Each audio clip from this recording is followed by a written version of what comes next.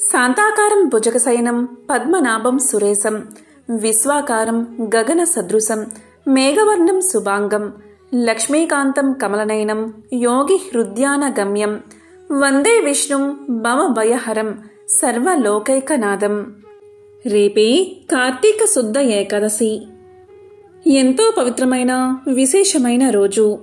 ఈ ప్రబోధిని ఏకాదశి గురువారంతో కలిసి వచ్చింది. మరి ఇంతటి విశేషమైన రోజు ఏ చెట్టును తాకితే జన్మల పాపాలు తొలగి కోటి జన్మల పుణ్యం వస్తుందో ఇప్పుడు ఈ వీడియోలో తెలుసుకుందాం.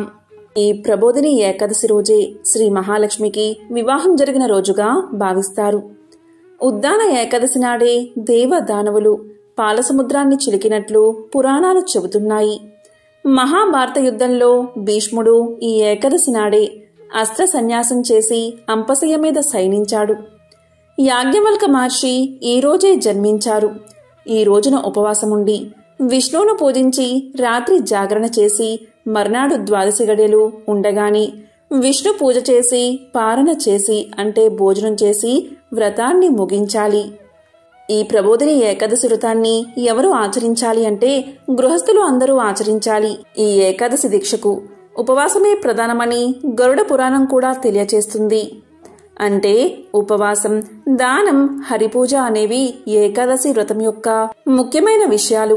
కార్తీక మాసంలో వచ్చే ఏకాదశికి అత్యంత ప్రాముఖ్యత ఉంది. ప్రతి సంవత్సరం కార్తీక శుద్ధ ఏకాదశిని ప్రబోధిని ఏకాదశిగా భక్తులు ఎంతో పవిత్రంగా భావించి శివకేశవులను ఆరాధిస్తారు. ప్రబోధిని ఏకాదశి గొప్పతనం గురించి నారద మహర్షి బ్రహ్మదేవుణ్ణి అడిగి తెలుసుకున్నాడు. అదేవిధంగా పాండవుల్లో పెద్దవాడైన ధర్మరాజు శ్రీకృష్ణుణ్ణి ఇలా అడుగుతాడు. శ్రీకృష్ణ పరంధామ జనార్దన, కార్తీక మాసంలో శుక్లపక్షంలో వచ్చే ఏకాదశి పేరు ఏమిటి? ఆ ఏకాదశి మహత్యం గురించి తెలియచేయమని ప్రార్థిస్తాడు. దానికి శ్రీకృష్ణుడు ఇలా పలుకుతాడు. ధర్మరాజా, బ్రహ్మదేవుడు నారద మహర్షికి వివరించిన ఈ ప్రబోధిని ఏకాదశి గురించి పూర్తిగా చెప్తాను, శ్రద్ధగా విను అంటూ ఇలా చెప్పడం ప్రారంభించాడు. కార్తీక మాసంలో శుక్లపక్షంలో వచ్చే ఏకాదశిని ప్రబోధిని ఏకాదశి అంటారు. ఇది ఎంతో పవిత్రమైన రోజు. సమస్త పాపాలను పోగొట్టే పుణ్యదినం.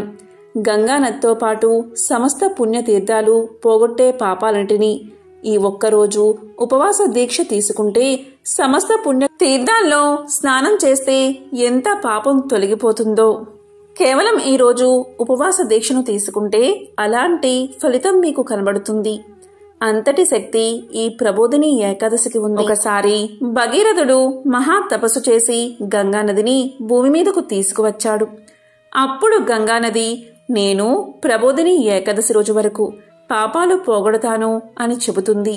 అంటే ప్రబోధిని ఏకాదశి రోజు ఇంక గంగానదితో పనిలేదు. ఆ రోజు ఆచరించే పుణ్యకార్యం వల్ల మానవులకు పాపాలన్నీ తొలగిపోతాయి అని అర్థం.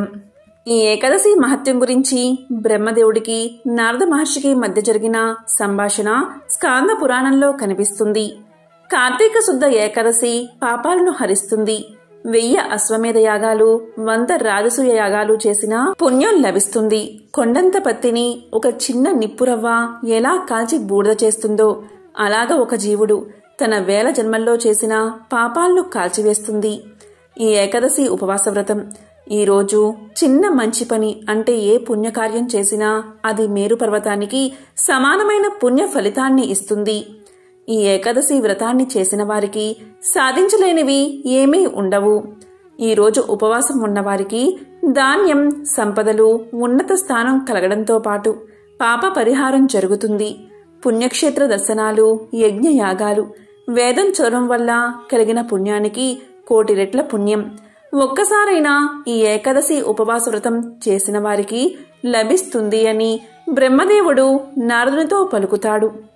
ఇంకా ఈ వ్రతంలో ఒకరికి చేసే అన్నదానం వల్ల సూర్యగ్రహణ సమయంలో పవిత్ర గంగా తీరాన 1,000,000 మందికి అన్నదానం చేసినంత ఫలితం లభిస్తుంది. వస్త్రదానం చేయడం వల్ల పళ్ళు, దక్షిణతో కూడిన తాంబూలాన్ని పండితులకు ఇవ్వడం వల్ల ఈ లోకంలోనే కాదు మరణానంతరం పరలోకంలో కూడా సర్వ సుఖాలు లభిస్తాయి. ఈ రోజున బ్రహ్మాది దేవతలు యక్షులు, కిన్నెరులు, కింపురుషులు, మహర్షులు, సిద్ధులు, యోగులు అందరూ కూడా విష్ణు లోకానికి చేరి కీర్తనలతోనూ భజనలతోనూ హారతులతోనూ శ్రీ మహావిష్ణువు నిద్రలేపుతారు. అందువల్ల ఈ ప్రబోధిని ఏకాదశి రోజున ఎవరు శ్రీ మహావిష్ణువుకు హారతి ఇస్తారు వారికి అపమృత్యు దోషాలు తొలగిపోతాయని ధార్మిక గ్రంథాలు చెబుతున్నాయి. ఈ రోజంతా విష్ణునామ కీర్తనతో కాలం గడపాలి. తులసి వనంలో కాని తులసి కోట దగ్గర కాని విష్ణు పూజ చేయాలి. ఈ రోజు చేసే దాన ధర్మాల వల్ల అనంతమైన పుణ్యం లభిస్తుంది.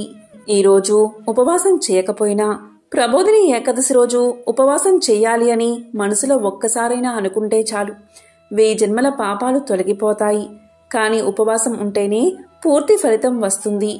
ఎవరైతే ప్రబోధిని ఏకాదశి రోజు వ్రతాన్ని ఆచరిస్తారో వారి చనిపోయిన పూర్వీకులు దివ్యమైన వస్త్రాలతో ఆభరణాలతో అలంకరించుకున్న వారై పూర్వ జన్మల వల్ల కలిగిన నరక బాధలన్నీ తొలగించుకుని విముక్తులై వైకుంఠానికి చేరుకుంటారని పురాణ వచనం. ఈరోజు ఉపవాసం ఉన్నవారు పొందే పుణ్యం సమస్త పుణ్యక్షేత్రాల్లో స్నానం చేసిన దానికి కలిగే పుణ్యం కంటే, గోదానం చేసిన పుణ్యం కంటే, సువర్ణ దానం చేసిన పుణ్యం కంటే, భూదానం చేసిన పుణ్యం కంటే 1000 రెట్ల అధిక పుణ్యాన్ని పొందుతారు.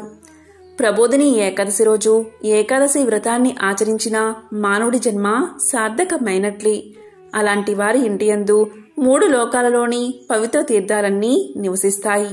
ఈరోజు వ్రతం ఆచరించిన మానవుడు నిజమైన జ్ఞాని, అసలైన యోగి, అతడే జితేంద్రియుడు. ఒక్కసారి ప్రబోధిని ఏకాదశి వ్రతాన్ని ఆచరించిన మానవుడు భక్తిని పొందుతాడు. చివరకు వైకుంఠాన్ని చేరుకుంటాడు. ఈ ప్రబోధిని ఏకాదశి రోజు చేసే దానం, స్నానం, జపం, హోమం మొదలైన పుణ్య కార్యాలన్నీ అక్షయమైన ఫలితాన్ని ఇస్తాయి.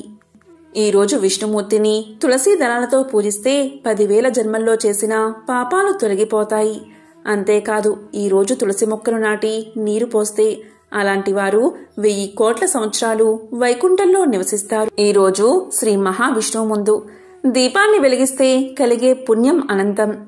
ఈరోజు బ్రాహ్మీ ముహూర్తంలో నిద్రలేచి కాలకృత్యాలు తీర్చుకుని శ్రీ మహావిష్ణువును పూజించి ఉపవాస దీక్షను తీసుకోవాలి.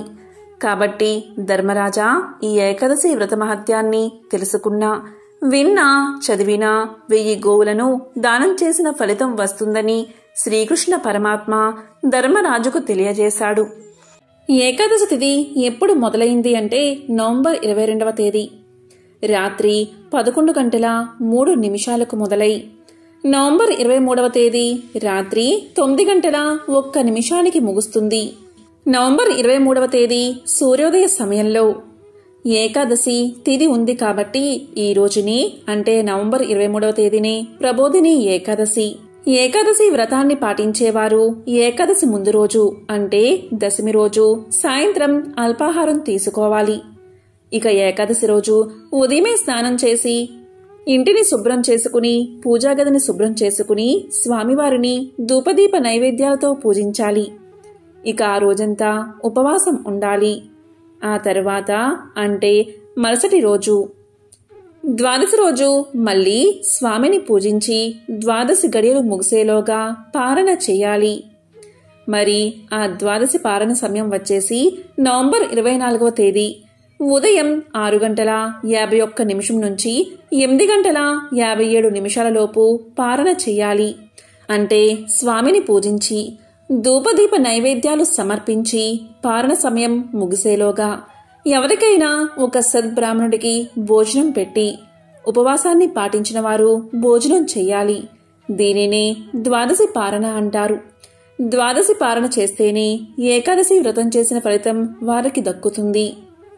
ఇక ఎంతో విశేషమైన ఈ ప్రబోధిని ఏకాదశి రోజు ఏ చెట్టును తాకితే జన్మల పాపాలు తొలగి 1,000,000 జన్మల పుణ్యం వస్తుందో ఇప్పుడు ఈ వీడియోలో తెలుసుకుందాం.